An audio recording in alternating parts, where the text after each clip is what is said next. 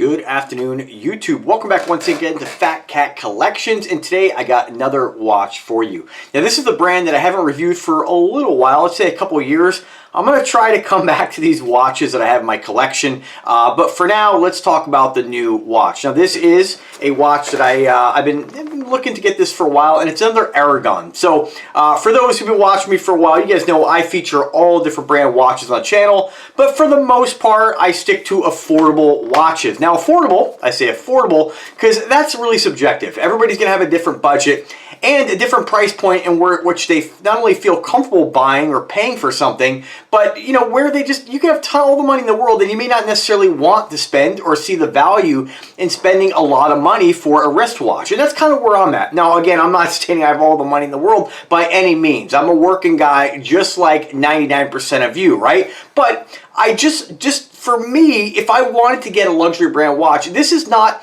unobtainable. I feel like that you can get so much watch for your money nowadays, there's really no point in spending a lot of money for a watch. Now, I say that if you're looking to spend a lot of money for a watch because you think it relates to quality. Is there a difference between luxury brands? Absolutely, there are differences, but they're not what the watch snob, what the wannabe keyboard warrior, the wannabe watch expert will lead you to believe, right? And the reason I'm bringing this up is because a brand like Aragon is going to give you a ton of bang for your buck. Even the watch snobs have a hard time knocking Aragon. Even though a lot of their styles are outlandishly huge, they're just like Invicta, although Aragon has kind of toned back the size. They limit at 50mm now, and they're even starting to make more. I'd say most of their watches now are going to be in that 43 to 48mm. Again, size and likes are all subjective. You know, everybody's going to like something different. For me, I like everything. What I don't like is spending my hard-earned money on something I'm not going to get really anything back. Now, I'm not stating that if you were to get your hands on specific brand watches that you might be able to flip those, but it's not a guarantee. Just like everything in life, supply and demand determines price. As long as there is a shortage of supply and a huge demand, it's going to sell for more than you're going to pay, than you might have paid for it. Again, it's not a guarantee. Some folks think they're going to buy a Rolex and they're going to, oh, well, I keep it for a year and make money. That's not always the case. If you do, more power to you. I hope that you do. There's a sucker born every minute, so you probably will.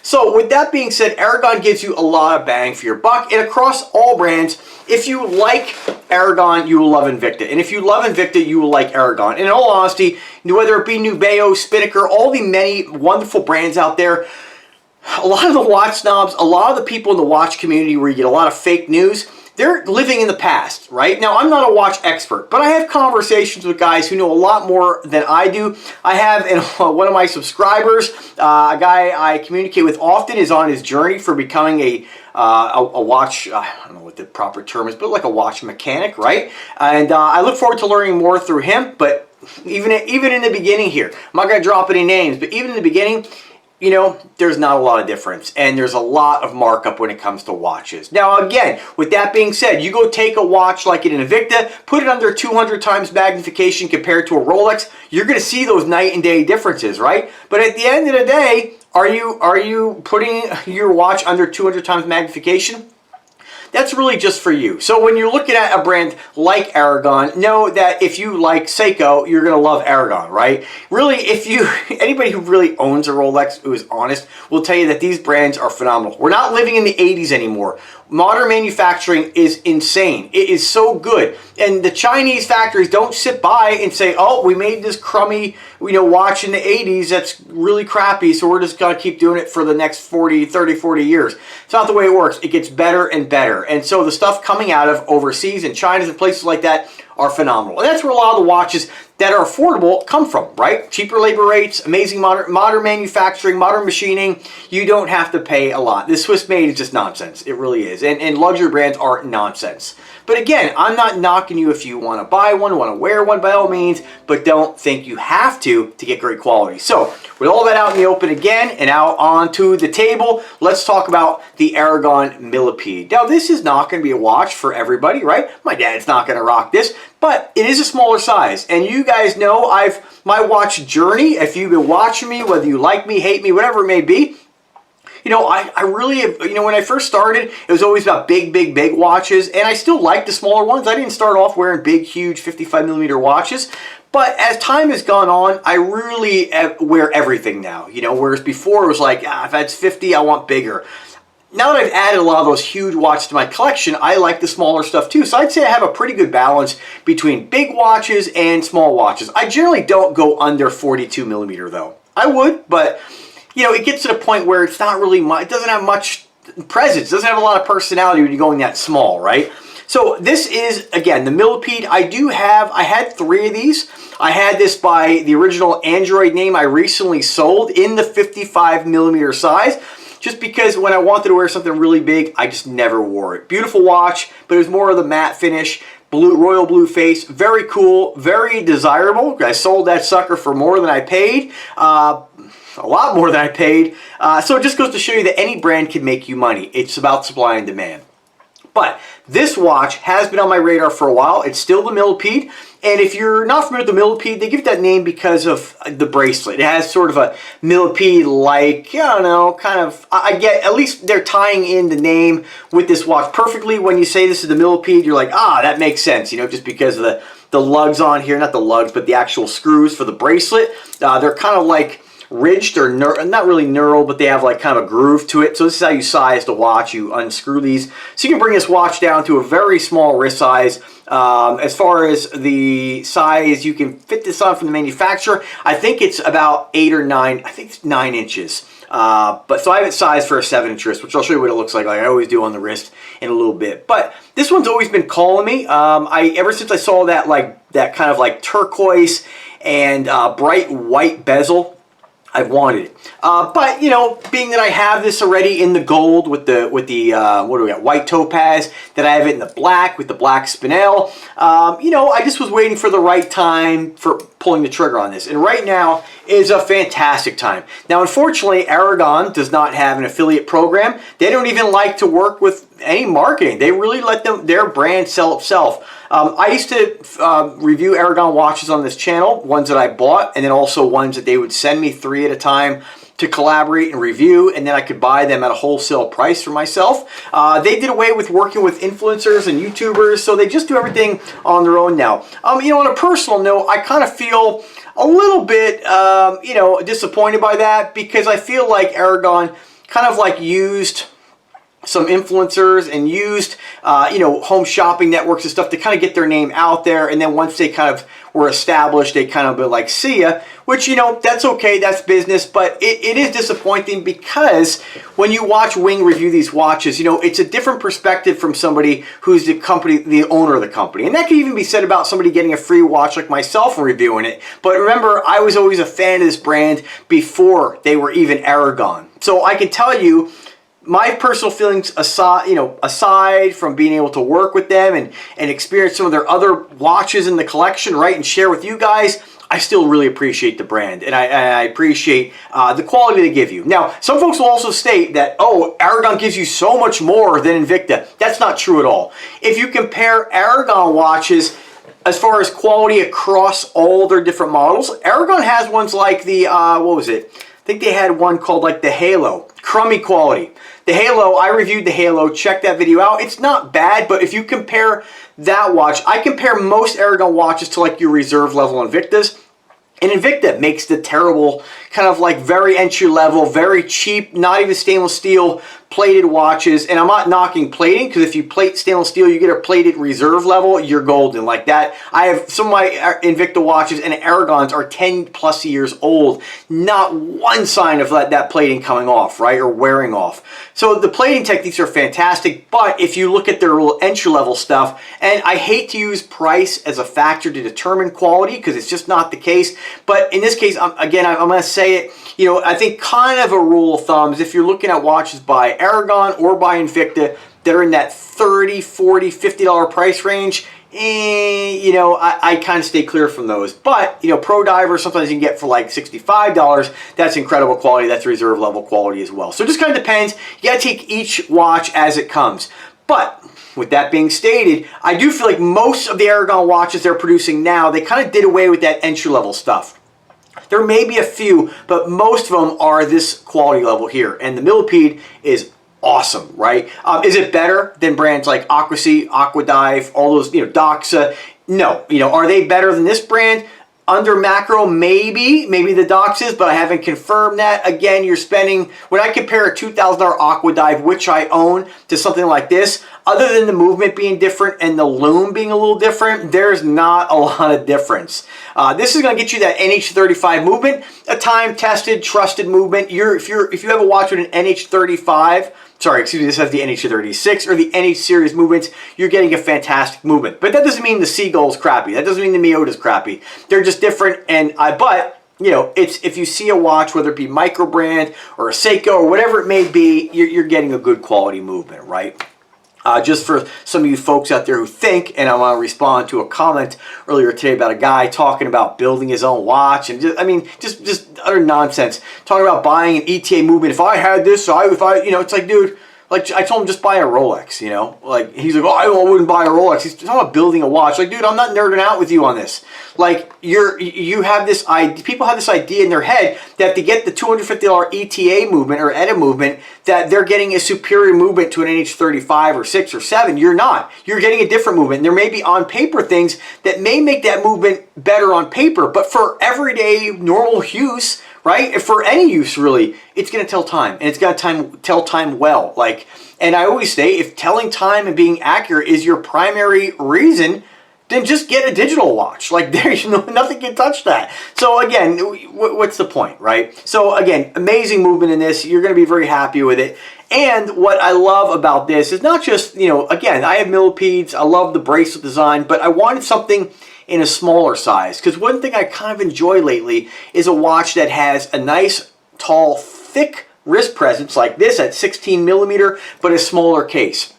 Kind of like some of the Invicta Sub-Aqua Specialties I reviewed in the female version. They should just call it mid-size. It's the same thing as a men's watch, but it's just smaller. One thing about this, though, I wish they would have done is they kept the bracelet size. This is a plus and a negative. They kept the bracelet size exactly the same size as the larger versions, the 50 millimeter. Even the 55 might have been a little bigger, but the 50 millimeter version, the bracelet is the same. I had the impression that they were going to tone down the bracelet and make it smaller, right, to kind of match the watch. So you have this huge bracelet on this smaller case watch.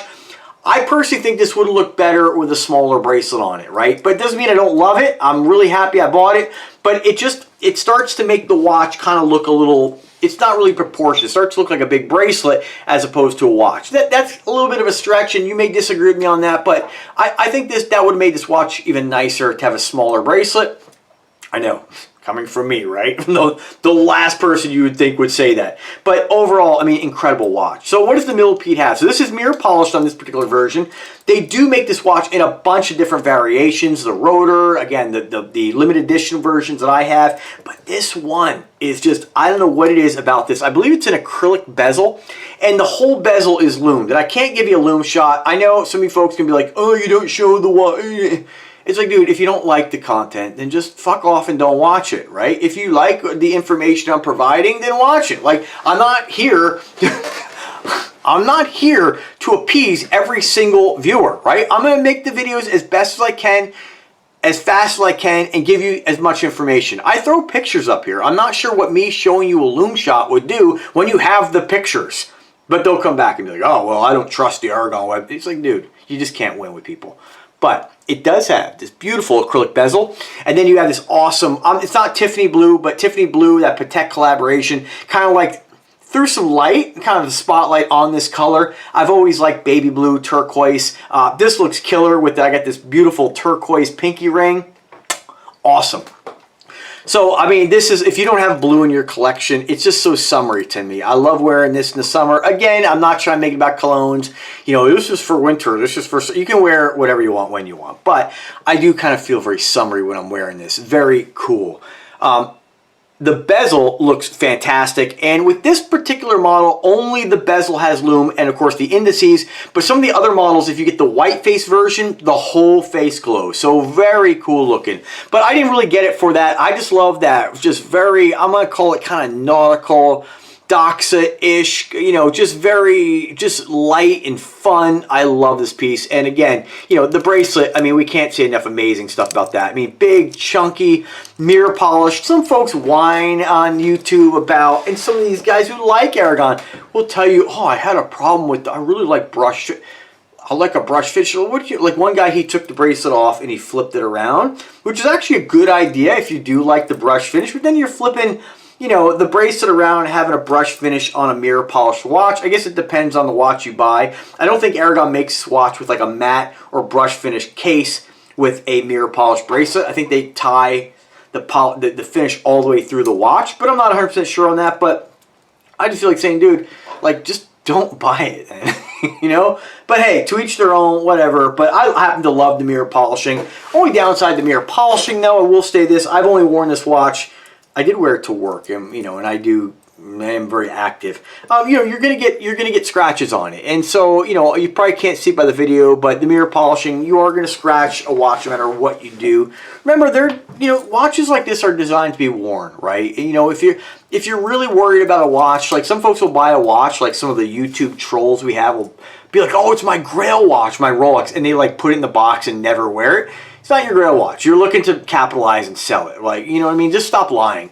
So just be honest with it. You're buying it to try to flip it and make a little dough. Nobody's going to fault you for it. But these watches are meant to be worn, right? And I don't mean that to sound like if you buy a Rolex, you know, they're not meant to be worn. They're all meant to be worn and enjoyed. And that's why I buy watches. I don't care about resale. If it's something I get sick of wearing over the years, like the full-size 55mm version under the Android name, you know, if it's in pristine condition and I feel like I can make a little money on it and sell it, if it's not bringing me any joy anymore, then I will. If it's something that does get scratched, I disclose that. But, you know, it's always going to get top dollar in pristine condition, of course. But this one I know I'll never part with. I've wanted this for a long time. And the price on this, just let me, please sit down. Sit down for a second. Brace yourself. $158 right now. I mean, there's not many watches you can get for $158 that gives you this level of build quality. I mean, it is just a stunning piece. CNC machine case. You got those grooves in them, which they've done in a brush finish, which really kind of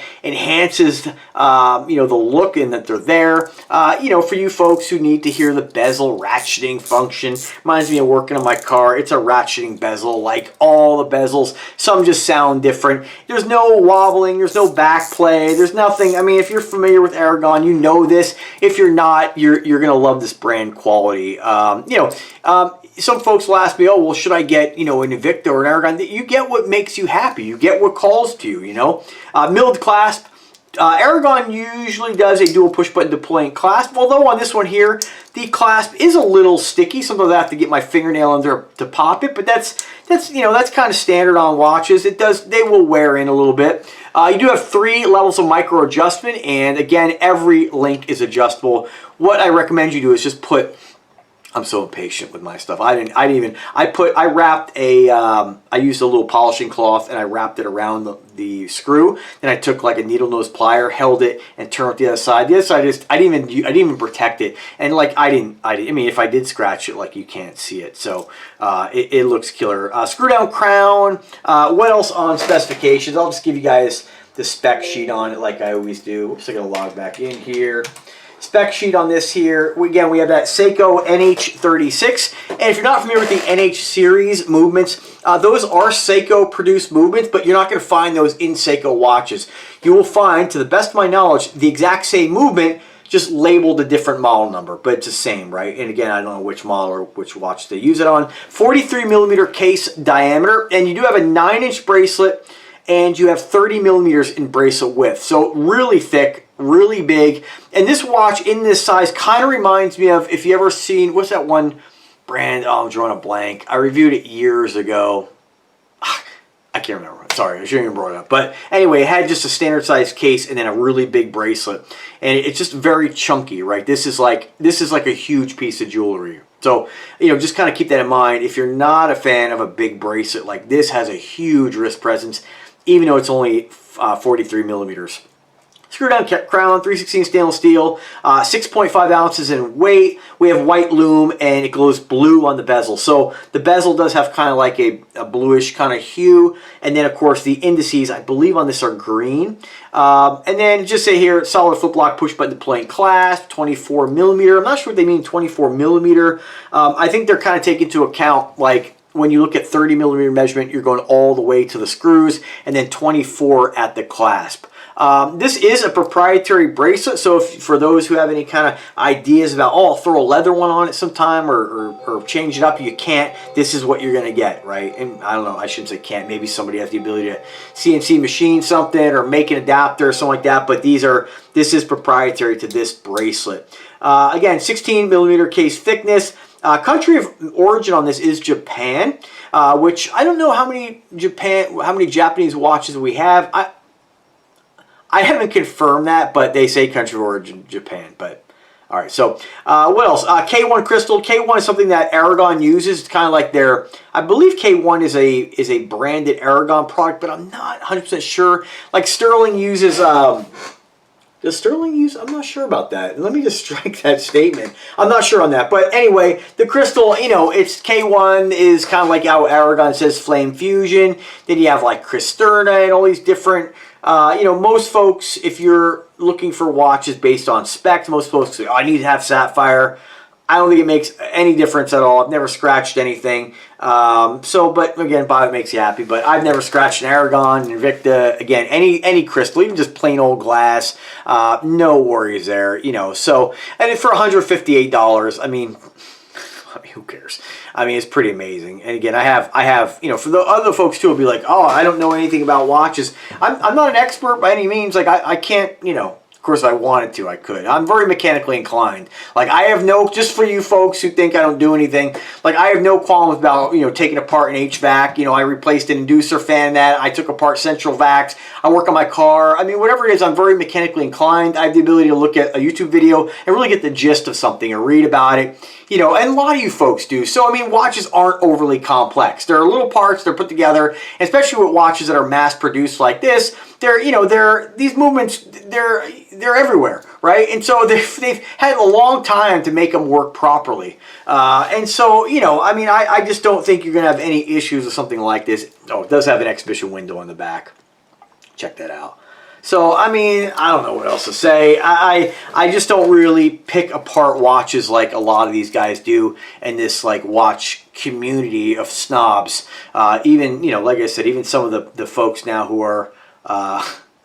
so you never go all in on anything, you know. I mean, a lot of folks are like Invicta, Invicta, Invicta, and I love Invicta too, but that doesn't mean I didn't like any of the other watches, like the old Elgins in my collection, the old Seikos, you know. But some folks now are starting to, I feel like when it comes to YouTube and influencers, what they do is a lot of times they'll start to see other brands. We have a couple of YouTubers who are all about Invicta, and now it's like they're really starting to go to the dark side, so to speak. And kind of like go to shows and then start to see like these different brands who they don't really, those brands don't really care for Invicta. Invicta's got a stigma in the community or in the watch world. And so now they're like, oh, you know, they feel guilty in saying they like Invicta. It's kind of selling out. But I think, you know, again, people need to be who they are, and that's fine. But I think whatever you like, you should wear proudly and enjoy it. And actually, you know, there's nothing wrong with having conversations, but definitely check out some of the other guys on YouTube. There are some guys out there who will, you know, they'll regulate a Seiko NH35 movement, and it'll get to +1, -1 seconds. You know, that's within Rolex specification. So if you want to put the time into regulating almost any movement, you can make it super accurate. But again, why bother, right? I mean, why bother? It just, to me, I do really have to be, these are the same people who are probably late to their jobs, you know what I mean? So it doesn't make any sense. But anyway. I digress. This is a fantastic watch, and again, I'll put the link in the description to this. These are not affiliate links on this. I don't have any agreement with Aragon, unfortunately, because I do love their product, but you know, it is what it is. I think this is definitely one that you should add to your collection. As far as other color combinations, while I got you guys here, and then we'll throw it on the wrist and check it out. You have the other one that was kind of like calling me too, is we'll call like the Stormtrooper, right? It's black face in a shiny, deep black face. It's black, right? But it's glossy with a white bezel. Then they have all purple. Then they have a white face with a Pepsi bezel. Then you could jump up on some of these to a 48 millimeter. So I went with the 43. And then, you know, they have the other variations of the Millipede, which I don't think are Millipede. They're like the Millipede Max. It's just a new variation. Still a great looking watch, but you have a lot of different variations. As far as this specific, the original Millipede, this one here you can still get in this model and the rotor, which I believe the rotor has a spinning face of some sort. So that's it. And this is the cheapest one. So these are going to sell out. Again, if you guys have wanted this in your collection or thinking about getting a Millipede, get them before they're gone, because they are starting to change into like the Millipede Max style. And I don't know how much longer you're going to find the original Millipede bracelet around. So, man, cop it while you can. So let's throw on the wrist. Now I'm about 5'8". I weigh about 172 pounds. And I have a 7-inch wrist. So this is a unique watch. This is what a 43 millimeter watch looks like on my wrist, but it has a much larger wrist presence just due to that huge bracelet. Just a tank, bling, bling, mirror polished, in your face, without, you know, being too big. I mean, look how big this looks. You can imagine what it looked like in 55 millimeter. Just a tank. Smoking hot. Hopefully you guys are getting an appreciation of how great this watch is.